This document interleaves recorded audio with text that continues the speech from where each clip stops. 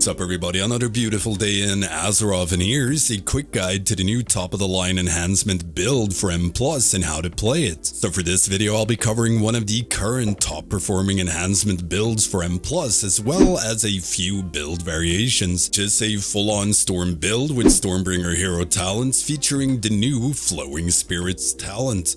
And fewer buttons to press. And there's links to the builds in the description. So, Flowing Spirits. Your abilities have a chance to spawn a Feral Spirit. 2 of them if you have 4 set bonus. And it replaces Feral Spirits, you can't cast it manually. And when you've talented into Elemental Spirits, you'll spawn wolves corresponding to the element of the ability you used. So nature abilities spawn nature wolves, fire spawns fire, etc. So due to this, with this build you want to minimize the amount of non-nature abilities you press. You don't spawn fire or ice wolves. Ice Strike, for example, is only ever used on single target if you can't press Storm Strike, Crash, or cast a Spender.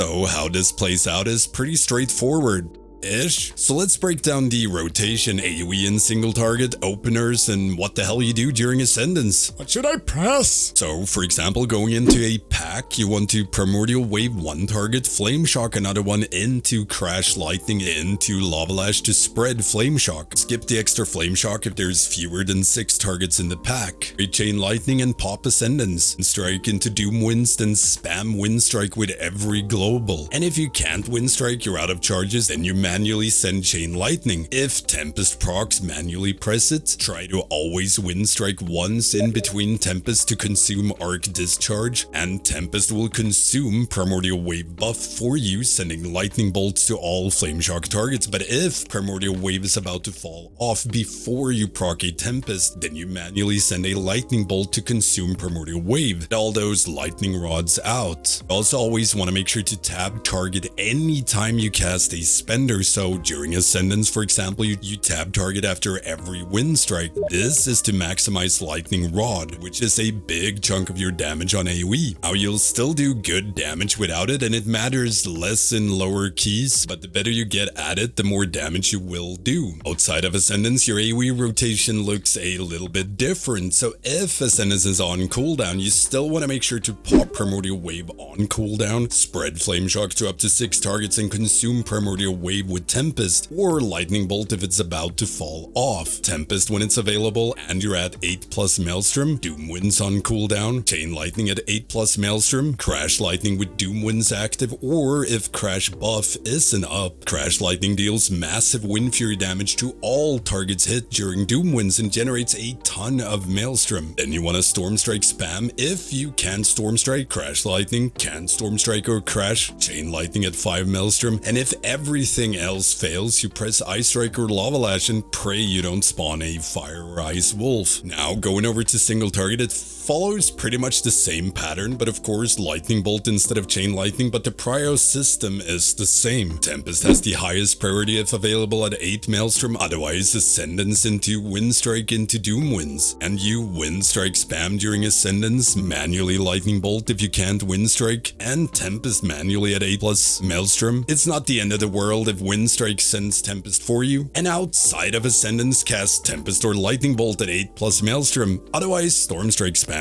Can Storm Strike, Crash Lightning. Worst case, again, Ice Strike, Lava Lash, or Flame Shock, and pray no Firewolfy spawn. Now outside of this, there's a few things to get more bang for your buck. First of all, you can stack up Maelstrom spent before you start your key to around 30-35, either by slapping a dummy or just popping Ascendance and spam heal yourself. And you want to pop Ascendance during the countdown for the key, or a little before you start, to generate Maelstrom for you. This way you start your key with full Maelstrom, and your next Spender will proc Tempest, which means the first pull is going to be a lot more fun. On the same note, you can also save Tempest for either Ascendance or bosses in new packs. So for example, if a pack is close to dying, I will save my Tempest or Tempests. You can have up to 2 procs, one from Maelstrom spent and one from Awakening Storms. So even if there's just one mob left, I'll cast Chain Lightning instead just so I don't eat my Tempest and can start the boss with 1 or 2 Tempest or a new pack. And possibly Ascendance, depends on how it lines up. But the same thing can be used if you want to save Tempest for something, say Skarmorak Shield in Stone Vault, or better yet first boss in Mist. Starting the damage amp phase with Tempest and Ascendance makes a world of difference in your output. And there are tons of places you can get creative with it, and something that is very good to play around. Because Enhancement can have a bit of a ramp up time before Tempest starts rolling and you get more wolves and procs, etc. So starting a pack or boss with Tempest just means you hit the ground running and skip the ramp up. Contrary to popular belief, going in naked and raw is going to be less fun, and it impacts your performance, huh? Now lastly, as I said earlier, there's some variations to this build that you can play. By swapping Ice Strike and Swirling Maelstrom, you can get Sundering and Voltaic Blaze, which performs pretty much the same. I found it a bit more annoying to play with, as Voltaic Blaze Empowered Flame Shock can proc either Fire or Nature Wolf, and Sundering can spawn him as well. Also, the added Ice Strike and Swirling Maelstrom performs better on single target for those few times you don't have anything to press, but like I said, there's a very minor difference. And of course, you can play the same build without Flowing Spirits and with Witch Doctor's Ancestry instead. But then I recommend playing with Voltaic and Sundering over Ice Strike, and the priority order and everything stays the same. Only difference is you don't need to care about pressing mostly nature abilities, since you can't accidentally proc a Fire Wolf, but you want to try to always have Feral Spirits ready for Ascendance windows. And that build can also be played with Elemental Blast over Tempest Strikes for more priority damage. And yeah, that's pretty much it for this guide. Hope y'all are blasting away. If you have any questions at all, hit me up in the comments. You can also become a patron, Twitch sub, or YouTube member. If you'd like to help support my work, you also get access to the Stankie Gaming Discord, where you can get help with anything Enhancement or PvE related. Can also get shoutouts in videos, among other things. Don't forget the usual stuff: like, comment, subscribe, slap that notification bell.